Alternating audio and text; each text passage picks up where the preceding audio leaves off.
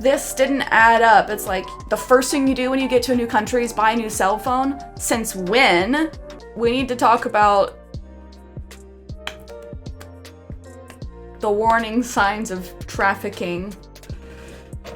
Yes, so Snowhound, I've almost been trafficked twice. Once in Portland, once in Greece. The once in Greece was spookier because it was like persisted upon. Do we talk, is this story time? Okay, so, story time. So I wasn't like grabbed and snatched, but it was like, hey, trying to get separate from group of people. Yeah, so we'll tell the Portland story first. So I was 16. It was towards the end of the school year, so I think it was June. I was in marching band and band in general. I played the flute. The band was up there for the Rose Parade. We did our performance and everything, changed out of our uniforms, and there was a carnival that's also part of the parade. We were allowed to just like wander around the city, so we went shopping a little bit at the mall. On the way back from the mall to the waterfront where the carnival was, I was walking with my friends and I was towards the back. This guy comes out of nowhere, out of an alley, and is like, oh, hey, do you like to sing? Can you rap? Blah, blah, blah, blah, blah. And I was just like, yes, but no, like, so much anxiety. And then like getting separated from my friends, like, oh, come with me to my office over here. And it's like, you're this alleyway. And I was just like, no, but that's a short little instance of like, don't go with people like that. My instance, in Greece was spookier because the guy followed my friend and I for a really long time. Oh, Pratom, thank you for popping in. I hope you are doing well in your residency. See you on the next stream. Let me know if you decide on what state you want to apply from. Yeah, guide and alley. So it's like, that's one of those little things. And had I been even more naive than I was, I shouldn't have talked to him at all. Like, our teachers taught us about human trafficking in school. We had to do a lot of reports on that. Like, our honors American Lit teacher was also the head of a group called Students for Change, and we had to do like a ton of projects. When I was in Greece though, oh, Pratom, thank you for the follow. Oh, Jonathan, I'm sorry you're having a bad day. Hopefully we can help you take your mind off of it. We're gonna be playing some Animal Crossing here soon. No, Matt, I know. I was with people. He was getting me like separated from my friend group because I was with like a group of people. When I was in Greece with my friend Nikki, we had just gone and saw the Parthenon and the old theater where they would do plays at.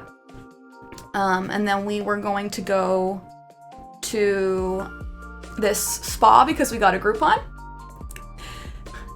And so we're walking, this guy approaches us and he's like, hey, do you know where the Parthenon is? Like where we just were. And we're like, it's that way. He's like, oh, okay, where are you guys going? And we're like, oh, we have an appointment and yeah, we're gonna be late if we don't go. And he's like, oh, okay, well, he started talking to us, started walking with us. We were like trying to kind of ditch him because he's some rando. He was very nice and non-threatening. He was smaller than I am, but he was asking us all about like what kind of work we do, where we're from. And he said that he was a factory worker from Saudi Arabia. But the more we were talking to him, we were saying like, hey, we're going to a spa, that's where our appointment is. And he's like, oh, don't most 4-star hotels have spas? Just like assuming that we were staying someplace bougie as because we were not.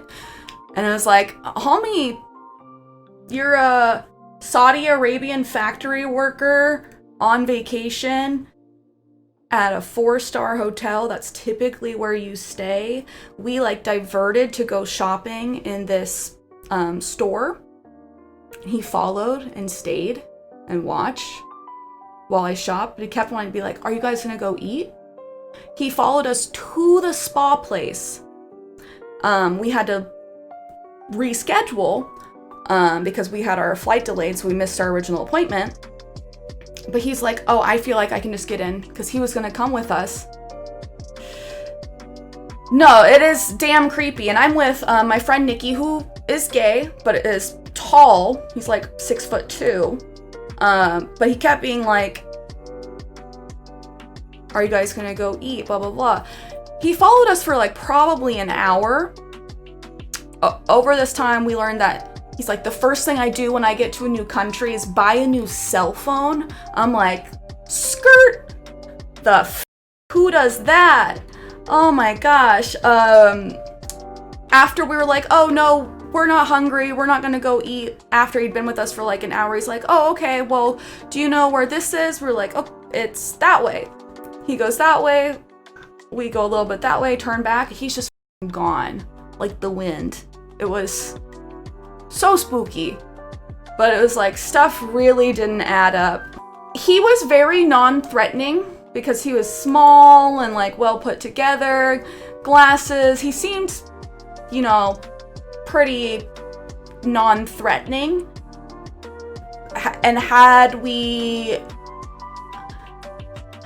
not known better, because we had both been taught about human trafficking, you know, you may have gone with him. There are people who like stay in hostels and stuff and are just like, yes, it's about the experience, meeting new people. And I kind of understand that, but it was like, this didn't add up. It's like, the first thing you do when you get to a new country is buy a new cell phone. Since when? You're a factory worker, but you're on holiday, staying in a 4-star hotel. You're like used to spas and bougerie. It was just very weird. It was very strange. Gino, that was about when I almost got trafficked in Greece. Because my friend Nikki and I were hungry. After we were like, yes, I'm very hungry, but that was sketchy. It was kind of one of those things where had he got us separate or like drugged us over dinner,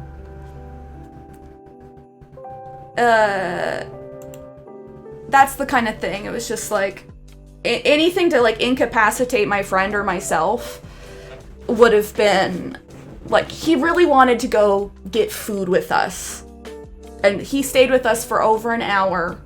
Like, Nikki and I got kind of like weird vibes, and like I said, we went shopping. I bought like a pair of sandals. I still have the sandals, yeah. I bought like a pair of sandals and stuff while he just like lurked. Anyway, that's my story time. Super weird. Yes, yes, yes. Like every man in my life, gone like the wind, art pop. I can't remember if his name was, it was something with like an H or an A. Yes, like that happens. Gino, you missed it. Like, Portland, we were talking about Portland for a hot minute this morning. They used to be the number 2 city for getting trafficked, because there's actually, well, you know, airports, water ports, they're called the Shanghai tunnels that run underneath the city. So it's like really easy to get trafficked there. When I was in high school, it was, if you were on the streets in Portland for 72 hours, like 1 in 4 people would be trafficked. So the whole point of this story is just to let people know how easy it is to get in contact with people that may want to do us harm, especially as restrictions start to lift after this year, potentially. People may be willing to do things that are risky, and just please stay safe, guys. Like, be on the lookout. These things happen. Wash your hands, wear a mask. I love ya. Don't forget to like and subscribe, and I will see you next time. Bye!